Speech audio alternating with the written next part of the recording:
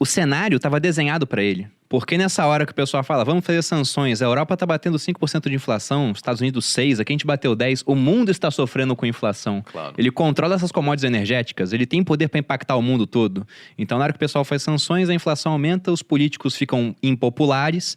Então, ele está realmente com a faca e o queijo na mão. As sanções não vão existir. A única sanção que pode existir de verdade, que os americanos podem levar a cabo, é a do Nord Stream. Que é virar e falar assim, Nord Stream não vai funcionar se tiver a guerra. Como? A empresa que opera será sancionada pelo sistema financeiro americano. Então ela não vai conseguir transferir dinheiro, não vai conseguir fazer nada àquela empresa. E aí ela quebra. Ela não opera. E é assim que os Estados Unidos vão forçar isso a acontecer. As outras sanções que foram discutidas até agora é impedir que o mundo compre gás ou petróleo da Rússia. Não tem como acontecer. Outra, tirar os russos do SWIFT, que é o sistema de comunicação interbancário do mundo. Se acontecer isso, você força a Rússia a sair de vez do sistema financeiro internacional. E na hora que você fizer isso, a China vai olhar e falar assim, eu não posso estar nesse sistema mais. Então você empurra, é uma decisão estratégica que provoca no outro lado uma reação. Que é uma reação que você não quer que aconteça, porque você quer continuar tendo esse poder. Mas você tem que usar ele em dosagens, para você não provocar uma reação do outro lado a ponto daquele remédio ou daquela força que você tem nunca mais ter efeito em você. Então os americanos não vão a esse ponto. Eles fizeram isso com o Irã. Tiraram o Irã. Mas é o Irã, né? Exato, é o Irã, é outra história, era outro contexto. E houve um apoio até dos russos e dos chineses no Conselho de Segurança, na ONU, de certa maneira, a incrementar e escalar as sanções contra o Irã. Mas dessa vez, isso não vai acontecer. Então, eu não vejo nenhuma sanção que tenha impacto real sem backfire, né? Sem voltar de volta para quem criou ela. As sanções, isso eu acho que me parece evidente, assim, né? Uma sanção dói também aquele que inicia, porque pode haver uma espiral aí, porque precisa haver uma resposta.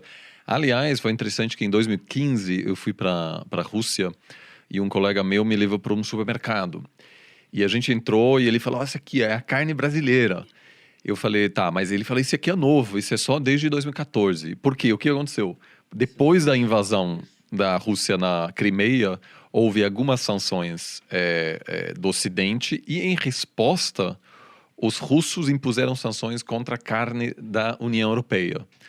E quem se aproveitou dessa lacuna, dessa demanda, foi a carne brasileira, que acabou chegando e, de fato, teve um aumento no comércio bilateral entre Brasil e Rússia. Se deram bem, tô comendo melhor carne, inclusive. Então, eu falei isso pra ele, essa carne é excelente, cara, tem que comprar essa carne, tá bom. Essa carne. Mas assim, então então muitas sanções, elas não têm um objetivo no sentido de querer fazer o outro mudar de opinião, né? Ou seja, os objetivos das sanções geralmente não têm o efeito desejado.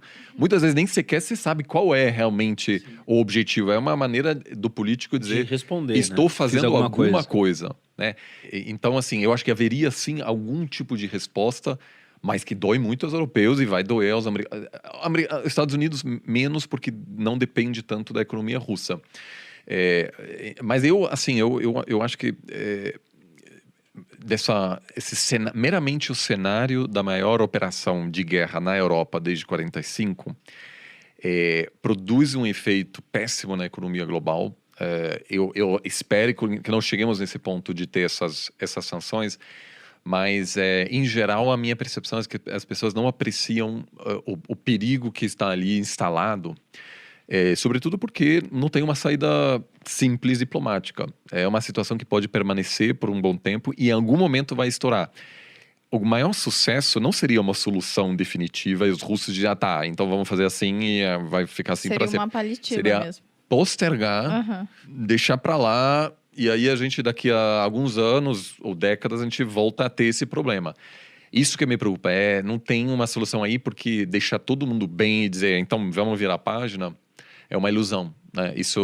Porque isso começa em 91, né? Desde 91 é uma sequência de problemas ali, Revolução Laranja, queda de presidente, é aproximação ou não da União Europeia, é Crimeia, é rebelde no leste da Ucrânia. Tipo, nunca parou. É a arma nuclear que tá lá e tem que trocar.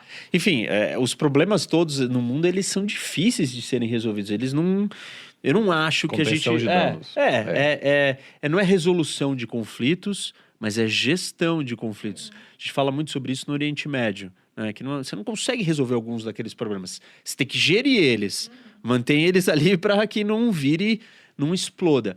O que eu acho preocupante, o que a gente tem que estar prestando atenção, é o olhar da China. A China está com uma lupa, assim, analisando cada passo, cada ação e reação do Ocidente, da Europa, da Alemanha, da França, dos Estados Unidos, da Rússia, e medindo, porque ela está interessada. Tem um outro ponto que agora eu lembrei, que que eu não comentei, ou que você também não comentou, que eu acho que é interessante, que os russos se prepararam não só com a quantidade de reservas, mas com a desdolarização da sua economia. Então, os russos estão parando de usar dólar.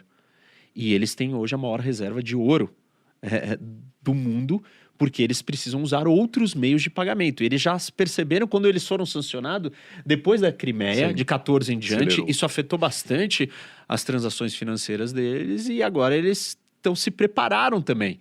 Eles estão diminuindo a quantidade de dólar nas suas reservas, estão diminuindo a participação, estão criando e comprando e vendendo para a China sem usar o dólar. E isso é parte de todo esse movimento, dessa estratégia.